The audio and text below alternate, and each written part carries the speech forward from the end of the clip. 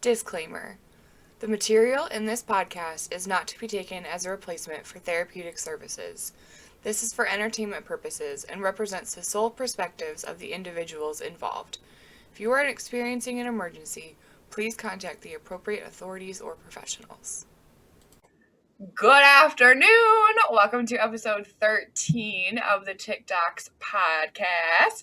I am one of your amazing, talented, beautiful, vivacious hosts, Dr. Caitlin Baker, aka That Fat Doctor on TikTok. I am the other amazing, wonderful, super intelligent, non-accented, amazing, super fantastic host, That Black Doctor on TikTok, but you can call me Dr. Terrell DeGans. I hate you sometimes. Join the club, Dawn. Starting out real strong here. Okay, so today there's been something that has happened in the past week that we feel like needs to be addressed because there's a lot more to it than just what media and things portray. So what are you talking about, Caitlin? I'm talking about this massacre shooting that occurred in the Asian community and the ongoing violence against the Asian community that is being extremely underreported, and it's just it's sad and it's disturbing and it needs to be talked about. And there's been this massive uptick, if you're listening to the news, of just violence and racism and all these things. Here's the thing, and we're going to start off strong today. No, there isn't. There isn't this massive uptick. It's always been there. There's a raise in awareness. We're more, susceptible to getting this information right now, but this has always been occurring. There has been this consistent thought or this consistent bias in society against people of color, and Asians are not better off than any other race, honestly. But the thing is, they're put off as what's referred to as the model minority. Exactly. So they're like, oh, they're fine, they're amazing, they're so great at all these things. There's really nothing to worry about. But if you're any person of color, you have to deal with that. You're constantly targeted, and it's really sad. And I feel for so many of my friends. Yeah, I think part of it is that so let's explore the model minority. What does that even mean? Mm-hmm. So typically minorities have stereotypes that people hold, and when it comes to different races, I can rattle off stereotypes that I've heard, that I've held, that I've worked on, that I've worked through. When it comes to the Asian population, it's typically good stereotypes, like being smart, excelling in school and things like that, and they're just seen as non-problematic, but they're still treated as less than because they're still in the minority and they're still people of color. Right, and then other minorities are compared to them because they're considered to be like what the minorities should be. Like the ones that have bad stereotypes, most of us. I don't know where to start. I could just pretty much anyone with darker skin, you're considered to be a bad minority. And Asians typically, not for all of them, but typically tend to have a lighter hue of skin, and therefore it makes it easier to accept them as such. And then they're given these stereotypes. They're going to be very good at math and sciences, or they're going to be very well versed in business things. They're going to work certain occupations, and they're going to be more professional and managerial. And many of them are, but that doesn't mean that they all are. It doesn't mean that they don't deal with their own struggles. They don't have their own cultural concerns and assimilation issues, accommodation issues. There's a lot of things that go on just being a minority. And then you're comparing other minorities to them. And hence why there's a lot of issues in understanding any person that's not you. But we don't want to get too far away from the main topic, which is people are looking at minorities and thinking violence is the way to deal with this. I'm going to blame them, and that comes from somewhere. Where does it come from? Oh boy, where doesn't it come from in America, honestly? It breaks my heart because that's just half of our country. That's the solution. And that's terrifying and heartbreaking and So then draining. Just it is. It is. And here's the thing that gets me is that no matter what the situation is for violence, whether it's a chokehold in the street, whether it's someone shooting someone up, you can basically predict who the players are by the way it's presented. Who's seen as the villain? How are you trying to frame the person that was the aggressor? Are you trying to put them in a positive light and show that this is something that couldn't have been predicted? Or are you trying to put them as like it was going to happen anyway? This is a bad person. You can kind of assume what races are at play based on how it's being presented, and that is so disgusting to me. But I'm going to say the part that bothers me the most when people of color are the ones perpetrating the violence for other people of color, even if it's not your own, especially if it's not your own, because you're completely disregarding the fact that we're dealing with the same thing and you're helping the situation to get worse. And that bothers me so much. wait, so like people of color on people of color crime is you said Right. Which is not black on black crime, which is a false narrative, which is a right, whole. that's why I phrased it that way. But I meant like I've seen black people in the news as the aggressors towards Asians. What what the fuck are you doing? Why? The, and I get it, like you're getting this narrative, like these are the people to blame, which clearly isn't true. But regardless of that, why choose violence? Why did you wake up choosing violence today? Why are you still like don't didn't anyone teach you like don't put your fucking hands on people? Like don't you don't bring an issue, there won't be an issue. I find it like so interesting, and not from like my perspective as a psychologist, but from my perspective as a human being that has never physically harmed anyone. Mm-hmm. And like that's something that would not even come to my mind. So for me, like sometimes hearing these stories and hearing these terrible acts of violence, I have a hard time understanding where that comes from because like in my head, literally, like I've never, not once, have I ever harmed someone physically. So it's just hard to think that like that's something not that only people think of, but that they act on. Mm-hmm. So I think, and then my psychology brain tells me like, well, there's all these reasons, and but it's still just on a larger concept. It's just hard for me to wrap my head around the thought that people are actually acting out these serious violent crimes. Mm-hmm. It's insane. Um, but the thing that really that motivates me to continue being like, okay, there's still some good in the world is the fact that people are still shocked by this.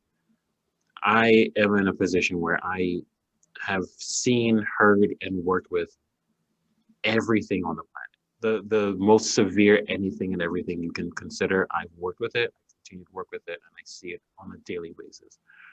So when people are still shocked that there is violence in the world, in our world especially, I'm like, good, because I'm becoming so jaded to it. Mm.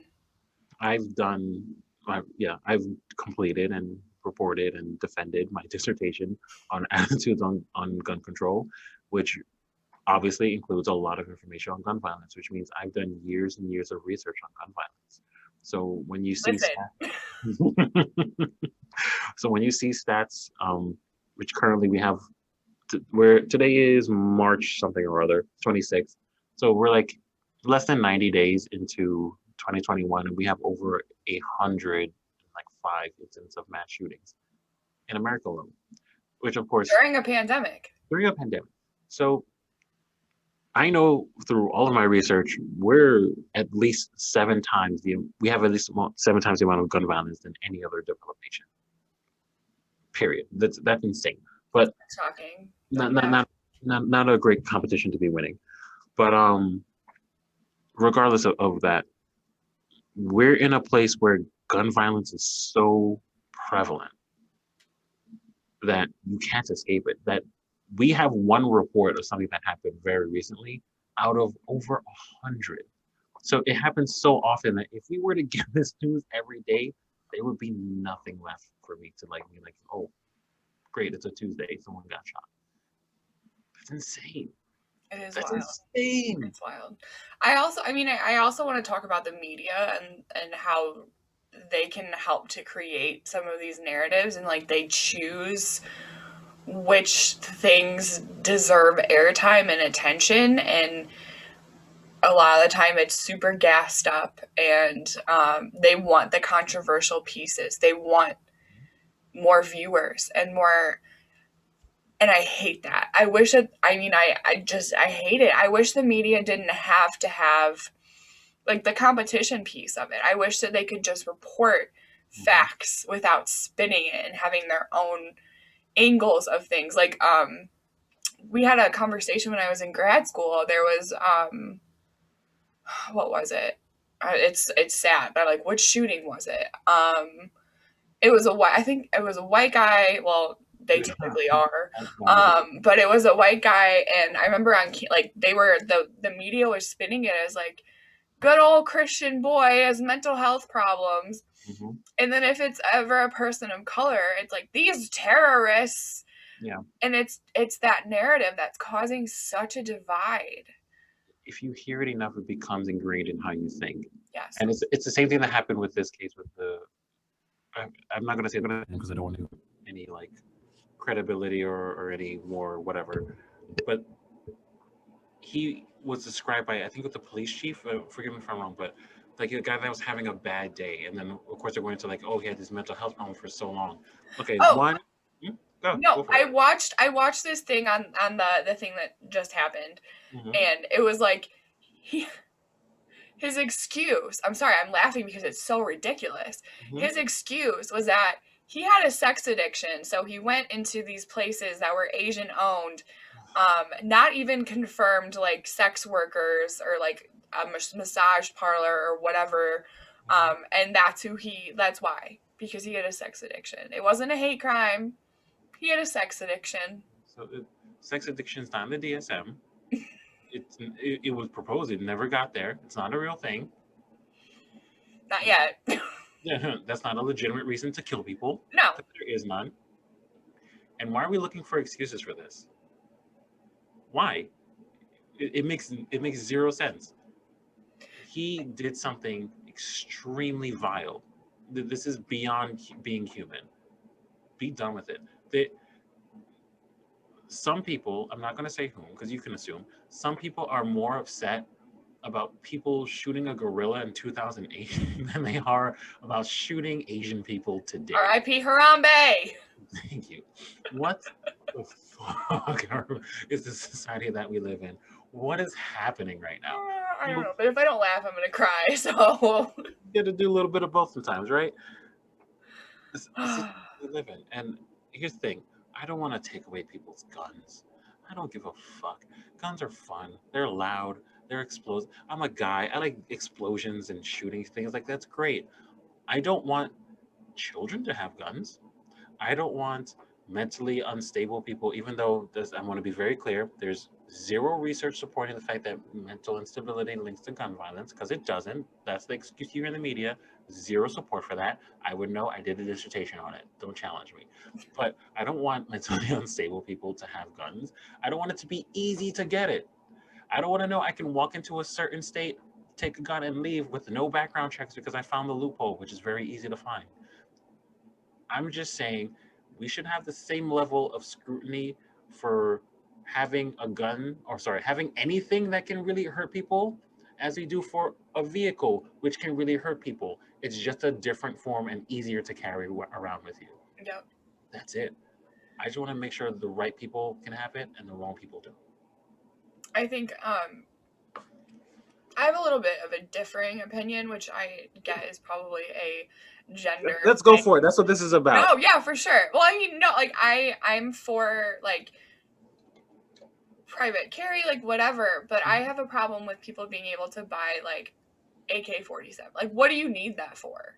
Mm-hmm. That's not for protection at that point. That's not for anything good. Mm-hmm. So I think that there needs to be control on what types are available, and also the process does need to be more thorough. Like you have to take a test, you have to go through all this stuff to get, like T said, a driver's license. Like why is a gun like why is that so easy to why is it so easy? But I Yeah. also have loved this movement recently where more women are feeling empowered and they're buying protection for themselves and getting their concealed carry license. They even have like pink little handguns out and things like that now. Which as a woman I know like who used to go to school in Chicago and walk, underground, and it was not, I didn't feel safe. I had, my pepper spray, but there were times like my dad was like, "You need to get your carry license," and I'm like, "I'm not doing that." But now it seems like that's women. There's like a huge increase in women getting their licenses recently, and I wish that they didn't need to, or they didn't feel like they needed to, um, because Yeah. And I'll say this: no person should feel that they are an easy target, that they will be targeted, regardless of your gender, of your age, of your religion, of your race, ethnicity, whatever, fill in the blank. You should not feel that way. And if you need that sense of protection, I would hope it comes from having the right people, the right government, the right society around you, and not, I know I can kill a person if I felt I had to. right. And that's the transition that we move towards. I feel safer now because I can end someone's life in a moment. No, and I mean, I get that, and I think that the thought comes from like not I can end someone's life, but like I can defend myself. I'm not, and especially for women, Mm-hmm. I'm not just some defenseless woman. Like I have, honestly, you wave it around at someone that's coming at you, they're gonna leave you alone. So like that alone, just having the presence of it. I know women who carry around unloaded guns just for that fact of like being able to be like, yo, I'm packing, and they back off. Um, so it's just the society that we live in is so easy to just get sucked into the negativity, and to just focus on all these terrible things, which is the mood that I'm in right now. And I'm like, I hate everything. So It's batshit. It is. To, to every community, but right now to the Asian community, like I stand with you. And I'm not virtue signaling. I'm not saying like, oh, because this, like I've always been a person that stands with people in general, even though I do think most people are stupid, let's be honest. But I do. well, you also when you were at college, like I know that like most of your friends are from the Asian community. My most recent exes, most Yeah. if you think about it, most of my exes are Asian. My closest friend, like literally my best friend, is Asian. My like for years I had this concept like I'm 98% sure my children are going to be Blasian. Like this is how it is. Like I very much care about other people, and I just happen to really invest in the Asian community, so I've always stood by them, and I will continue to stand by them as well as all the other ones that I don't have as much of a connection to. Yeah. But I will never be comfortable just kind of standing by and accepting that this is what it is. And that's partially why I'm in this field, but it's also like just who I am as a person. I refuse to just stand by and not want to help, not want to educate people, and not want to mitigate the violence and the anger, all those negative feelings that we're just dealing with the aftermath. I think like I think I will continue to purposefully be shocked when bad things happen because of that reason. If I let myself go there and give in to all of the negative things that I see and that I hear every day, on top of depression, on top of other mental health problems, I wouldn't get out of the bed. So I choose to be surprised at these things, and to be surprised at, because I choose to see the good in people. So when the bad occurs, Mm-hmm. it's a shock. And that's a mental block that I've put in place because I know what I can handle, and your girl's a little shaky sometimes on the mental health. So I choose that outlook, and it's not naivete, what's the word, naivete, whatever. I can spell it for you if you would like, but it's not blissful ignorance. I'm aware of it. It's just my personal choice to choose to see the good and to continue to be someone who works for good. Um, and that doesn't mean I don't acknowledge the bad, because I do. I just choose to be shocked by it, if that makes any sense. I get that. It makes sense. It does. I'm gonna say I want to be shocked. I do. And at this point, it's just anger and frustration because I just want it to stop. I'm done with it. I don't want to hear about all of the things that are going on, all of the people that are being targeted, all the people that are making excuses for it. And that's not to say I want to be ignorant towards it. I don't. I just don't want it to occur anymore. I want to Yeah. know if someone was hurt, it was an accident or unavoidable. That's it. Like I can't think of a pandemic and racial bias and the government trying to screw us over and all the financial things that are secretly going on in the background. Then wonder if they're fucking aliens. Like I don't have the mental space for all of the things that are occurring on an everyday basis. Let me just be for a second. Yeah. And it's frustrating to know that there's always going to be more. The world keeps spinning and it's not always spinning it. Yeah. That's why, I mean, like, that's the same.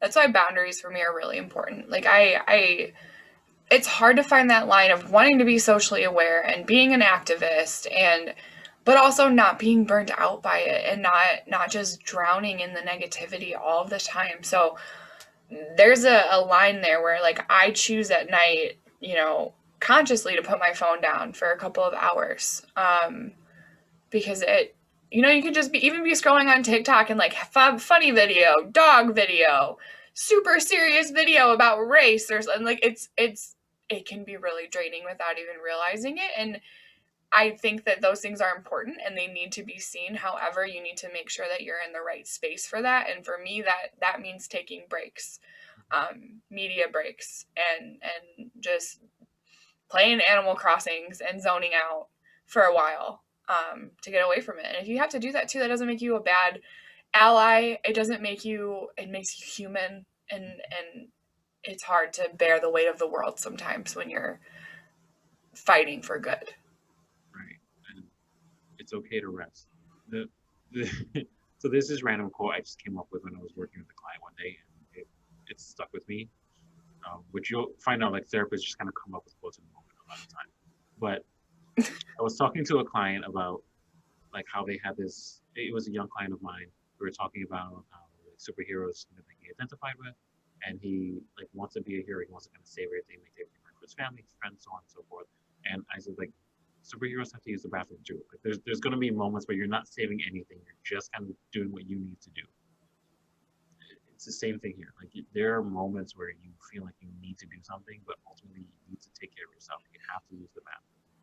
You have to take a second, just focus on your own well-being, and then you can go back to being the hero that you are.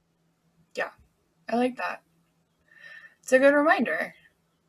I don't even know, like, where to go. I just I'm so, like, salty and sad, and, like, I just We mm. have the extra piece. Ready? Let's do a hard cut here and just do what are positive announcements that we can do today.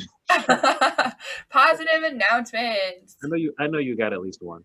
I do. I started at a new job, not this week, but last week, which, if you didn't notice, we didn't have a podcast episode last week. I'm trying to figure out this balance of social media and working, and I'm also doing social media for my job, and I'm doing my job with social media. It's just, there's a lot, and I'm trying to balance it all, but it's a wonderful problem to have. And yeah, Woo! we're practicing again. What Welcome, about yours? welcome back to the real world. Um, so I purposely didn't post this, so there's no way you would have known.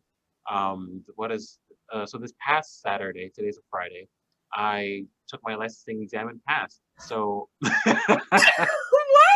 yeah, so I will soon be a licensed clinical psychologist. Yay! I didn't Yeah, know. I'm so excited for you. And you took it Saturday? but it's Saturday. How, I didn't know that was happening. I didn't. Well, yeah, a lot of that stress is me studying for this stupid effing test. But So it's over. it's over. I mean, I'm gonna have to do continuing education credits, but like, I'm done. I don't have to do jack shit anymore. I will work under my own license, my own name. I am so happy for you.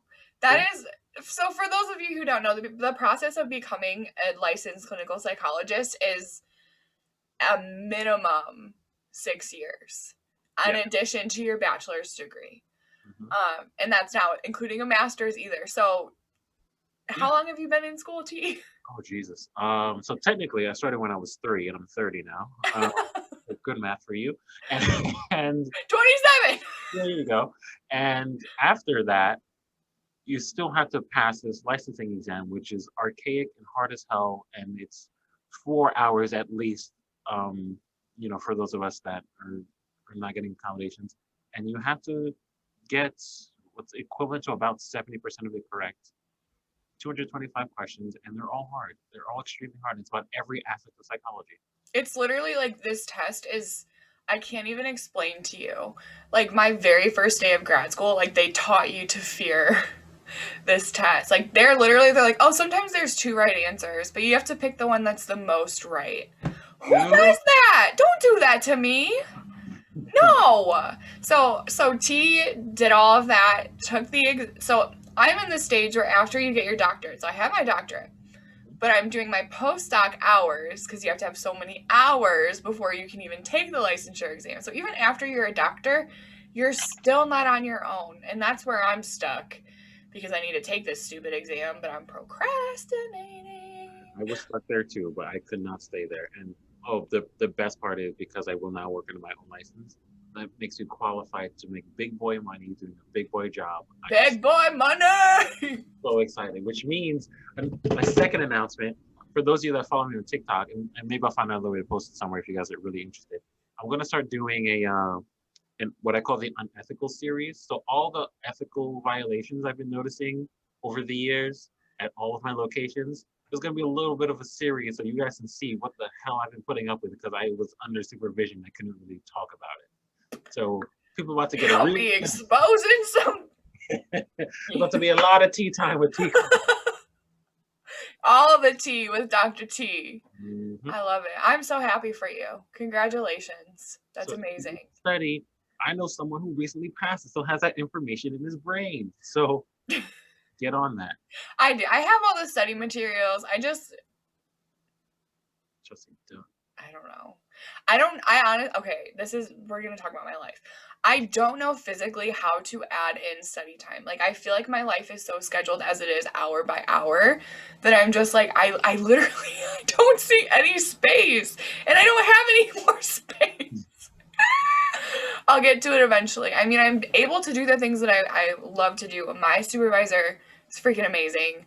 I have no problem working where I'm at. I have a lot of independence. They trust me as they should. I mean, I've proven myself to be trustworthy. So I have a lot of freedom where I'm at. So licensure for me is not as urgent as it is for T or was for T. But we'll get there. You better get there. That's one. And two, don't get complacent because if shit hits the fan, you got nothing left but good memories. Right. I want you to be ready to transition no matter what happens. Yeah. No, I agree. I'm working on it. Like I just ordered. I feel like T's my dad. I'm like, do it, Dad. I'm on it, okay? I'm coming. No, I appreciate it because I know like the world that we live in is very overwhelming. In addition to being on social media, in addition to doing individual therapy and sometimes I get really comfortable with my clients. I get comfortable with my routine, and I don't push myself to do things. So sometimes your girl needs a little push. Push it real good. Push it. Okay. Okay, so Nope. yeah, that's kind of my big thing. Yeah. Um, Congrats. I Thank want you. to. I'm gonna throw you a party Yeah, over the internet. It's yeah, fine. you throw it in your location. I'll continue in mine. Also, can I say how much I hate that you don't tell me things until we get on here, because I like literally my reactions are so raw. He keeps it a secret on purpose, and he's like, "Boom, deal Yeah, with that." mic drops. They're fantastic. So anyway, back to guns. Transition back to violence. We're all over the place, but I think that shows our current mental state and burnout and exhaustion. Oh man. Um, yeah, gun violence is bad. Yeah. Um, Well, this is bad. don't do it. Um, it's hard, and again, like, we don't mean to make light of this situation. I think that's I know it's your coping skill too. We humor, Yeah. um, but we really, I mean, not that we need to make this stance or feel pressure to make this stance, but I just want to let my followers know, anybody who's listening to this, like, we are safe places within the mental health community, and if you are a person that is of Asian descent, Asian American, um, I would like to put together a list of resources. I've been working on that, and I'm hoping to link it into my bio, just for extra support and things like that. I've been thinking about doing a webinar somehow, but some of this feels out of my scope because I'm not a person of color. Um, but I still want to help. So if you need extra support, have ideas of how we can provide extra support for you, or on like a more, like a TikTok scale, please let us know. Please talk to us. We're here, and we support you, and we love you. Mhm. You can always send us an email. You can always message us. Whatever contact you have with us, we always appreciate. So just reach out. We're always happy to hear from everyone. Yeah. Whoever listens to this, whoever's spreading the word, we appreciate all of you. Yeah. I Also, think that people assume that we are bogged down with messages and things like that, and no, my inbox is dry. It's dry. I'm lonely. So let's talk. It's dry. Like, no, okay, it's not dry, because there are men. Exactly. Yep. Just point blank. No. I will say men from places like Afghanistan and Iraq, they love bigger women, which is great. But also, your messages can be real creepy. Um, I've noticed that trend. I don't know white men must be scared of me. I don't know. It's fine. I would prefer that attention anyway, because white men are the worst. But anyway, so they're a little thirsty. They're a little thirsty in there, but there's plenty of room for you. Anyway, back to gun violence. Oh my gosh. But once again, we use humor to cope. This is what we're doing. This is how we're doing it. But it's not okay. Bottom line, it's not okay. We never think it's okay. Um, and we are always here to support you guys. We're always here to give our opinions, and they're just that. They're just our opinions. You don't have to agree with us. We love discourse. You can totally argue with us, and we'll get into it. We're not going to berate you. I mean, Dr. Caitlin might. I'm not going to berate you. Listen. Depending on what it is. But I'm always open to discourse. Um, and let's have the conversation. I'm willing to have the conversation. Just Absolutely. let's actually make it a conversation, not just like this is the point I heard from this news channel that's not reliable anymore. Like, great.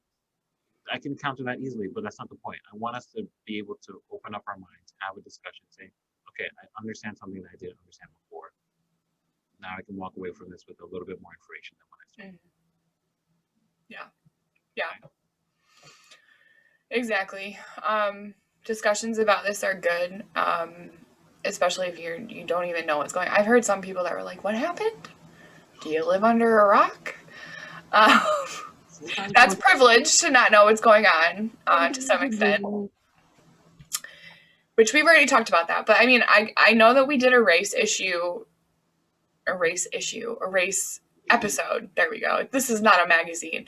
A race episode recently. So, and I know that these episodes are heavier and, not as fun to listen to as like relationship types and things like that. But we do feel like this is really important. And while we can still have fun and things like that, this is important.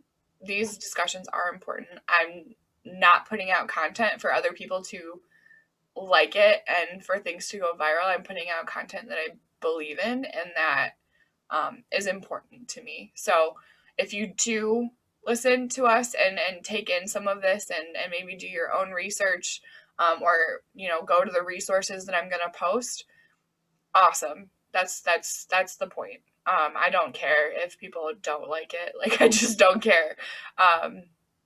Because this isn't about us. And I say that almost every time. This is not about us. So sorry. I understand that it's heavy, but we will have a lighter topic next week. We just felt like this was more pressing. So yeah, and I think this is going to be part of our legacy. I want people to know, I mean, granted, things change over the years and people grow and evolve. Like, at this point in time, this is where our minds are at. This is where our hearts are. This is what matters to us. And it's important to talk about it, to open discourse, to talk about how other people feel and how they think about it. So we want to hear from you guys, and we want to share our opinions and share our thoughts and share our research and be able to have open communication. So yeah, let's talk. Absolutely. Couldn't have said it any better myself, buddy. All right. I think we're gonna wrap up here. Deal. I'm actually filming Caitlin's Corner, so Okay. I'll see you in a minute. But say bye to Dr. T. Bye, y'all. Bye, Dr. T. Congratulations, almost Mr. License. Congratulations on your job, Miss Worker. I'll talk to you later. Bye. Bye. Do you know what time it is? It's time for Caitlin's Corner. Caitlin's Corner, where I answer the questions that you guys have asked me either through Instagram, TikTok, whatever. I have a list of questions, so let's dive in. First question. How do you set boundaries with difficult family members? Great question. Boundaries are really hard. They're easy to establish. They're easy to say, I'm going to do this. And then when the time comes and someone tries to push that boundary, you might ease up a little bit on that because it's scary because you're afraid that person's going to be mad at you. I like to say toxic people, regardless if they're blood related or not, if they are not enhancing your life, if they are not, creating solutions or support, then you have every right to set every boundary that you possibly can, because you don't need it. You don't need it in your life. So I say have the discussions that you need to have. Set those boundaries. Make those boundaries known and clear. Like, no, I will not allow you to call me at midnight anymore complaining about whatever, because I have a job and I wake up at 5 a.m. and I have to sleep. Just set it and stick to it. I know it's hard. Trust me, I got my own family stuff. It's hard, but it's really worth it for your own mental health. And that's what Caitlin thinks. Yeah. Anyway. Second question. Do I believe in intentional weight loss? Hard question. Yes and no. So, if someone needs to lose weight and they're told by a physician for whatever reason, if there's an impending medical circumstance that can be solved by weight loss, okay, that's fine. I'm okay with that. I get it. I have an ankle problem. My doctor wants me to lose weight for my ankle. However, I don't believe in restriction and I don't believe in dieting. I believe in intuitive eating, and listening to your body and your body's cues and what your body needs. Because guess what? Your body is going to tell you, if you're listening, your body is going to tell you what it needs. And that includes nutrition. So I always say, I coach people or teach people or help people to love themselves so much, just so much unconditional love, that you want to put good things into your body, that you want to put nutrition into your body, that you want to drink water because you care about yourself that much. If weight loss happens, okay. If it doesn't, okay. I'm not intentionally trying to lose weight right now. I'm doing intuitive eating with a dietitian. Her name is Kelly. She's fantastic. Shout out to Kelly. Her name on TikTok is The Confidence Dietitian. Go follow her. But I'm working with her on intuitive eating, and in doing so, I'm actually eating more than I ever have before. I normally would only eat one time a day. I have some eating disorder issues. But she's encouraging me to listen to my body, listen to these cues, and eat more. I'm unintentionally losing weight because I'm caring for myself and I'm caring for my body and I'm listening to my body. Intuitive eating does not guarantee weight loss for everybody. However, in my case, that's just what happened. I'm not weighing myself. I can tell from how my clothes fit. I can tell because people on TikTok keep asking me, have you lost weight? I don't know. I don't care. I'm just doing my thing and trying to live my best life and be happy and have energy. That's all I'm trying to do. But if you need, again, intentional weight loss for medical purposes, or if you're considering, weight loss surgery, you know you best, you know your situation best. There has to be trust in doctors. And if you don't trust your doctor, if you feel like they're just blowing smoke up your ass, then get a new doctor. But I'm not one of these radical fat positive people who think that intentional weight loss is not okay, because there are circumstances where it needs to happen in extreme cases. So that question is very complex. My answer is yes and no. And the best thing I can tell you is just work on loving yourself so deeply that you're like, okay, how am I going to show myself love today? Let's plan out some food. Let's plan out, how we're going to get water today. Let's show our body some love, because those are things that our bodies need. Okay, that's it for that one. I think, let me see if there's any more. There's some just like random ones about my life that you guys are always curious about. Yes, I have a dog. Her name is Kalua. She is the love of my life. I adore her. My favorite color is glitter, my favorite color is black, unless glitter is an option, and then always glitter.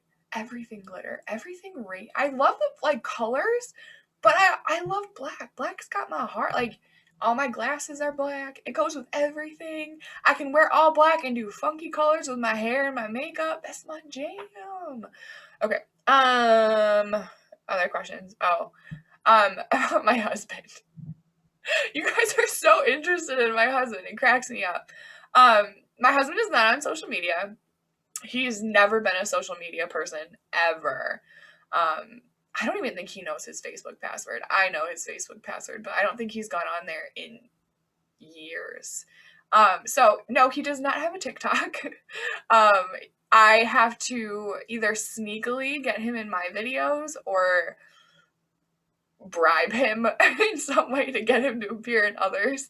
But yeah, no, he's not going to be on social media. He's just a quiet, to himself, very content kind of a person. And yeah, so that's, y'all call my husband Mr. Dr. Hot and Cold. So that's his jam. Um,